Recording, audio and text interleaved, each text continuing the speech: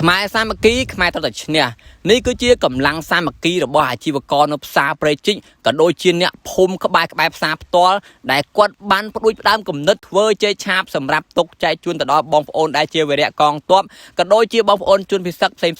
ថ្មីត្បិតថាចេកនេះវាមិនមែនជាអាហារដែលឆ្អែតដូចជាបាយក៏ប៉ុន្តែវាក៏ជាអាហារសម្រន់មួយដែលយើងអាចទទួលទានបណ្ដោះអាសន្នបានណាបងប្អូនអញ្ចឹងហើយបងប្អូនយើងក៏ចាប់ផ្ដើមស្រោះស្រួលគ្នាសាមគ្គីគ្នាអ្នកខ្លះឧបត្ថម្ភចេកម្នាក់មួយស្ទងពីរស្ទងអ្នកខ្លះក៏ផ្ដល់ជាស្ករផ្ដល់ជាប្រេងឆាសម្រាប់ផលិតចេកឆាបទុកជូនបងប្អូនយើងពិសាគាត់ថាបណ្ដោះអាសន្នបានមួយគ្រាដែរអញ្ចឹងហើយថ្ងៃនេះឃើញថាមកស្រោះស្រួលគ្នាជុំគ្នាអ៊ូអរច្រើនមែនទែនអ្នកខ្លះក៏ជួយបកចេកជួយចាត់សម្បកចេកអ្នកខ្លះក៏ជួយឈូសចេកជួយលាងទឹកជួយជូតជួយសម្អាតអ្នកខ្លះក៏កំពុងតែបំពងមើលទៅគឺថាស្រស់ដៃគ្នាមែនទែននេះហើយគឺជាកម្លាំងសាមគ្គីនៅពេលដែលយើងមានបញ្ហាបងប្អូនប្រជាពលរដ្ឋខ្មែរយើងគឺតែងតែស្រោះស្រួលគ្នាសាមគ្គីគ្នាជាធ្លុងមួយព្រួតដៃគ្នាហើយយើងក៏ឃើញតាមបណ្ដាញសង្គមមួយចំនួនយើងដឹងហើយថាបងប្អូនខ្មែរយើងគឺថាស្រស់គ្នាល្អណាស់ជាពិសេសគឺ content creator ល្បីគឺគាត់កំពុងតែគៀងគរ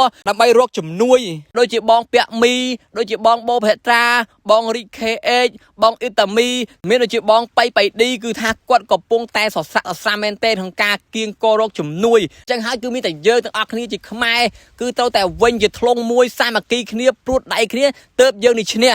ចេកទាំងអស់នេះបន្ទាប់ពីយើងបកសម្បកហើយយើងលាងទឹកលាងជាប់វាស្អាតហើយគឺយើងយកទៅចិតវាកង់ហាន់វាកង់ឬក៏យើងសាប់វាកង់បងប្អូនបន្ទាប់ពីយើង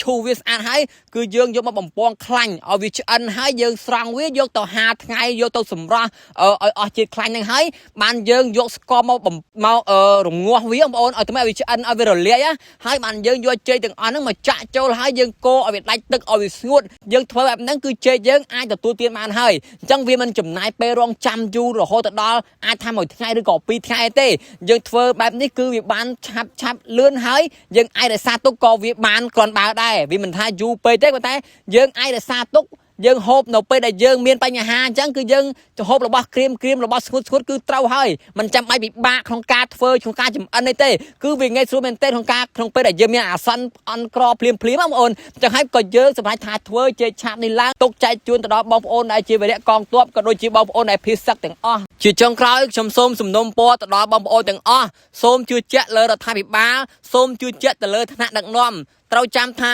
គ្មានឪពុកម្ដាយណាដែលចង់ឲ្យកូនខ្លួនឯងស្លាប់នោះទេឥឡូវនេះតោះយើងទៅមើលពីសកម្មភាពក៏ដូចជាស្ដាប់នៅសំឡេងដើមទាំងអស់គ្នាថាសកម្មភាពដែលយើងកំពុងតែធ្វើនេះគឺអ៊ូអរបែបណាខ្លះបងចេកហ្នឹងយើងបំពងហើយយើងឆឹងភ្លាមអាចហូបបានភ្លាមអត់បងបាទអត់ហូបបានភ្លាមបងអញ្ចឹងយើងឆឹងហើយចេកទៅជាយើងពងហើយចេកយើងហូបភ្លាមក៏បានដែរបងតែបើយើងចង់កាន់តែឆ្ងាញ់យើងមួយឆឹងមួយស្លឹកមួយស្ករដាក់ស្លឹកតែស្លឹកអីទៀតទៅឆ្ងាញ់ថែមទៀតចឹងហ្នឹងជួយយើងមិនអាចចាំយើងមិនចាំបាច់រងចាំដល់2ថ្ងៃទេបាទបងតាហើយភ្លាមហូបបានភ្លាមបងយើងអាចទងសភាពការបាទអរគុណបងបាទ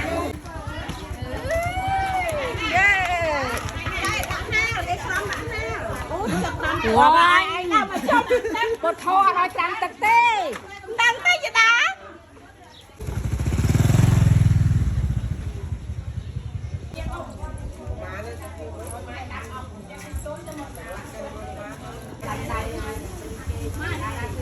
ហើយយកជុំគ្នាមកចាំមិនទៅថៃណាឈួរជុំគ្នាណាមើលលើផងមិនម្នាក់ធោដល់ប្រឹងដល់ហើយ